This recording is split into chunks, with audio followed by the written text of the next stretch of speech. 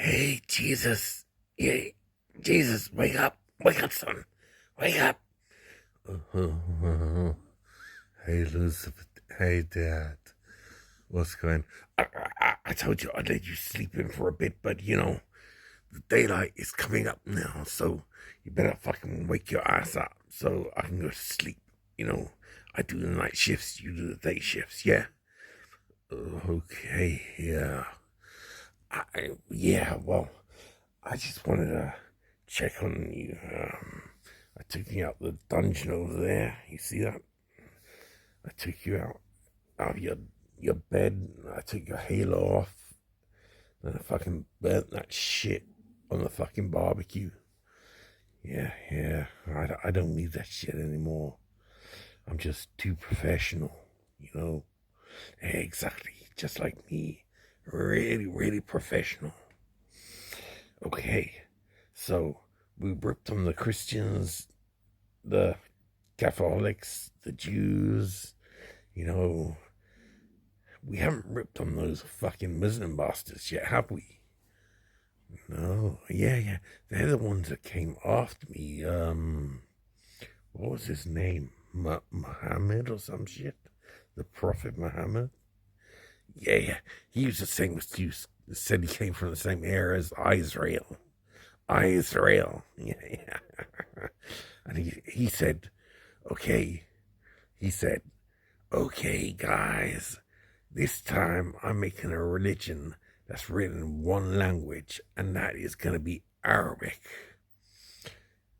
Yeah, that sounds cool. So, if it's one religion, if it's one language, it can't be misinterpreted, right? No, you fucking idiot. So you remember like 30 years ago, people didn't say fuck this, fuck that, whatever, like we do in these modern days. That's just one generation. People more polite and all that shit. You motherfuckers. Yeah, fuck them. Fuck you.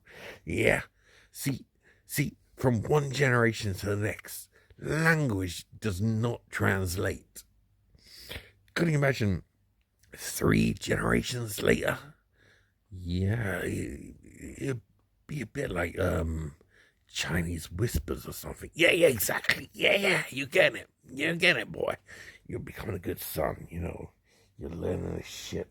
You're fucking thinking for yourself. What the fuck? Yeah. Where the fuck is it? And yeah, they fucking put in the Bible and all that shit. Um, there's no difference at all. It's mistranslation and shit. And that's what's happening even between generations. There's a mistranslation. Even if it's in the same language. Fuck the just translate it from one language to another. People decide. People, idiots, fuckers, people in control. Those motherfuckers decide what's gonna go into the holy book. The holy book where they love their glory holes up their ass, those fucking cunts. Yeah, I know. Yeah, I know. I think I understand what you're saying because, I mean, what was it like 2 millennia until you resurrected me? Yeah, exactly. And what you remember from then to now? Nothing, just what you've told me. Exactly. And how can you believe anything I've told you? I mean, because you're my dad? No, I could have told you any bullshit I wanted. I could have just said, listen, son, this is how it went. These are history books. They're written by these cunts that I told them what to write because they won, and I commanded them to write this shit. Because, me being fucking Lucifer and all that shit, I fucking own their fucking asses, and I write those history books. So I just fucking tell them to write what I want. This is how the world works. It's how it's always worked. Yeah, that makes sense because I remember doing history, and it was like I was taught by that Irish cunt, O'Reilly or whatever his name was. Yeah, he said history was always written by the winners, and it does not have perspective from both sides. Exactly, son. Now you're getting it. Now, what the fuck are we going to do about that? I really don't know. Okay. I'll tell you some of his early teachings. You remember, like 20 years ago, when I first resurrected you? Maybe you were like 5 years older than this millennia. Yeah, and I told you to go out to Bahrain. You know, with those fucking Gulf Arabs, you know, the Saudi Arabian cunts, those fucking Gulf Arabs, those cunts. Yeah, we went to Bahrain, right? Yeah, we're hanging out there for a month, And what happened every Friday, Saturday, Sunday? Yeah.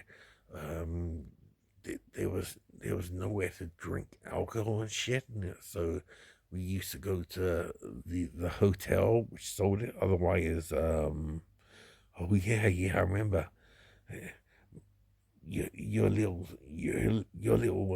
cousin, uncle's cousin's son or whatever it was.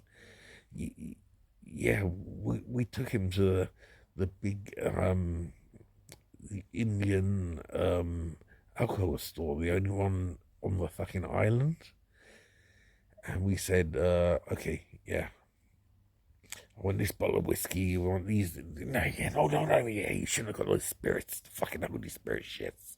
Yeah, okay. So we got lots of beer and shit, and we were carrying them out, and we were walking out with that. Yeah, our little cousin, he was like, you know, I mean, 12, 14 or something like that, some shit.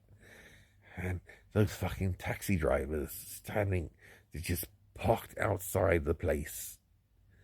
These cunts, they fucking parked outside, and what did they say to you? They said, you know, you're taking that child with alcohol in your hands.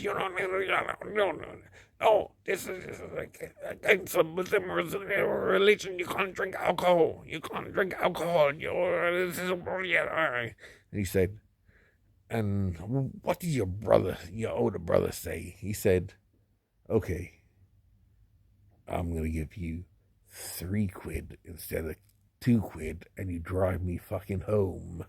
They said, oh, yeah, yes, sir. Get in the car with the little boy, the underage boy. Just take all the alcohol you want for that £1 extra. We'll fuck religion, and we would fucking drive you anywhere you want. We'd fucking drive you all around the island if you wanted. He said, just fucking drive us home. It's like 3 minutes walk down the road, like we walked here. Yeah. They fucking hypocrites, right? Yeah, you're a fucking bunch of cunts, weren't they? And what else did you see there in Bahrain? Oh, yeah. My uncle, my aunt, they had a slave in the house, a Filipino woman, and she had to sit on a tiny stool all day long and just do the cooking, the cleaning, and all that shit. And I think she was like paid like, was it £1 a day or something? And she used to live in the house in the garage, on rakes and shit like that, and they were fucking surprised when she ran off with all the gold and turned herself into a prostitute. Yeah, exactly. Yeah. Because these fucking Arabs, they don't know fucking shit what they're doing. They just think, yeah, okay, we're in an Arab country now, so we can treat everyone like shit. Yeah, that's what it seemed like to me. But yeah. You remember your aunt said she went round to the local brothel and told that fucking Filipino bitch, say, fucking come back now or you're gonna be a whore for the rest of your life. And what did the Filipino say back to her? Fuck you, you use me as a slave? I might as well get paid a lot more money being used as a slave. She couldn't convince her. No. So that was one lesson learned. Gulf Arabs, especially Saudis and their little UAE islands, they're a bunch of cunt lying motherfuckers. So what else? What else do you remember about Bahrain? Oh yeah, I remember every Friday, Saturday, Sunday, used to get those fucking really rich Saudi Arabs, driving like their Ferraris and shit, going like 300 kilometers an hour and shit, driving around the roads in Bahrain, and the fucking pigs would stop them. They'd just throw money at the pigs, and the pigs would say, "Yeah, take that money." Put it in their pocket, They say, carry on driving, drive like a maniac, when they were fucking drinking fucking bottles of spirit and shit. That was fucked up, wasn't it? Yeah, that was really fucked up. The police are so fucking corrupt there. Yeah, yeah. But what about those fucking Saudis? When they're back in Saudi Arabia, what the fuck are they doing? They're like wearing all those fucking headgear and the dresses and all that shit, the white dresses and all that shit, and saying, yeah, we're the perfect Muslims and all that shit. We're the Gulf Arabs. Yeah, we got all this oil and all this money and shit. Well, what they didn't have was common sense, because they used to come to Bahrain every weekend in their fast cars, and they used to. There was a American military base in Bahrain. Remember that? Yeah, yeah. And they used to drink in the same hotel as them. It was a hotel where everyone went to drink, and it was just full of whores and shit. Yeah, I remember. Yeah. So what happened every night? There's a fucking. I'll tell you the next story. Okay, yeah. Jesus, keep on going. Tell me what happened. Okay, well, every fucking night there'll be a fight breaking out with the local Bahrainis and the drunken Saudis against the American soldiers, and there was bloodshed every fucking night, and somebody had to clean it up. It's probably those whores, They wanted to fuck those whores. That's all it is about. And these bosses say, yeah, they're really good Muslims and all that shit. They don't drink, they go to Bahrain, they eat fucking pigs, fucking live pigs, and they fucking gulp that down with a bottle of whiskey and shit, the Holy Spirit shit, you know. And they spend 3 days of the 7 days weekend. So 4 days in Saudi Arabia, 3 days in the UAE. And what the fuck did they do?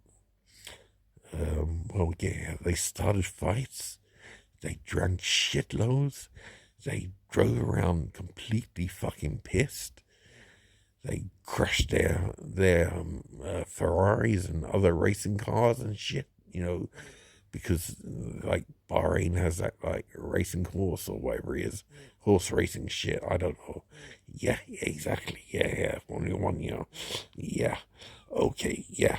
So what did they do when they returned to Saudi Arabia on the Sunday nights?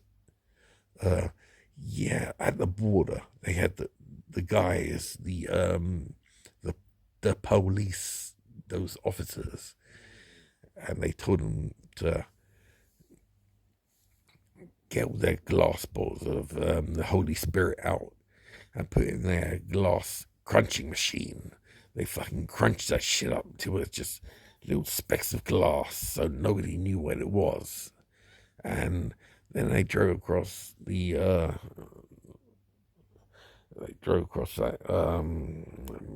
I wouldn't call it a motorway, that little road that goes above the sea, goes back to Saudi Arabia, and all they had on them was like glass and nothing else, even though they stunk of alcohol. Their dads, they fucking owned the country, so the local police in Saudi Arabia just let them go on and take them back next week, take a little bribe here and there. Fucking unholy cunts, bunch of cunts. The fucking Gulf Arabs, they're not to be trusted. Fucking have their own fucking ball crunchers to crush this thing.